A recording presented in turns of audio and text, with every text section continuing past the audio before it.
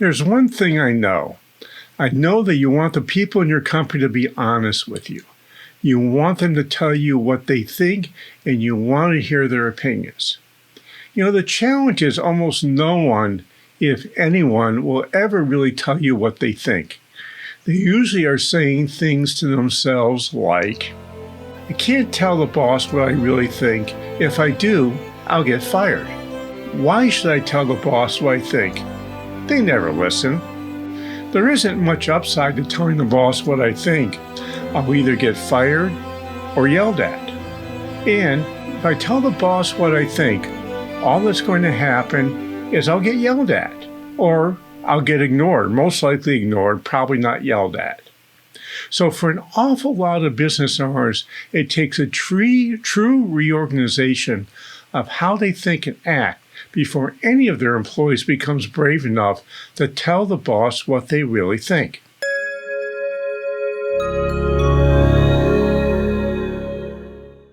Hi, this is Josh Patrick, and today we're going to talk about what it takes for your employees to start telling you the truth and not what they think you want to hear from them.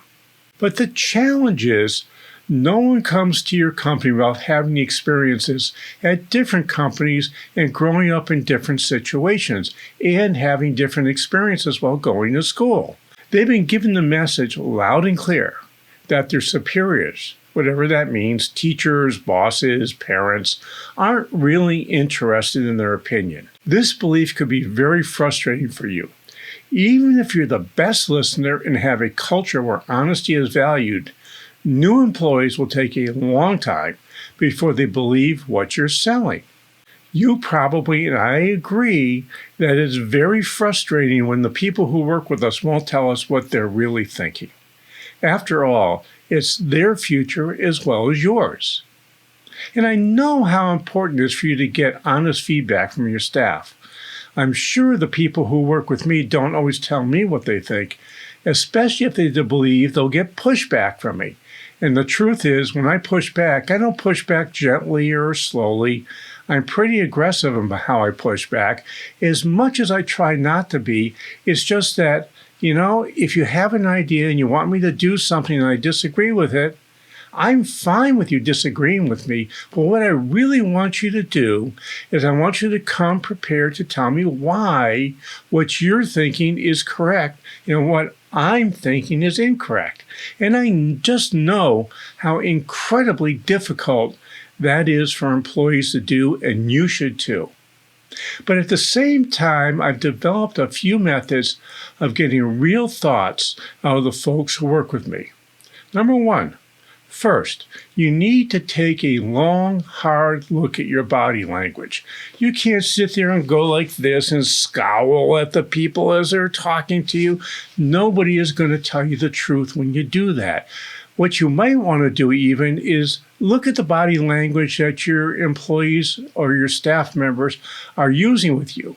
Match that body language, and as time goes, open up your body language, and what you're going to find? They'll do the same.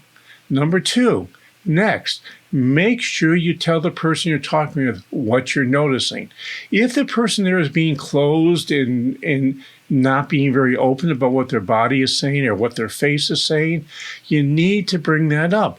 Once you tell people that, hey, I notice you're being, a little bit, you're having a little bit of a hard time telling me what you're really thinking, I just want to let you know that, number one, I really value what you say, and number two, I'm really listening to what you say. So, and you have to back it up by showing it.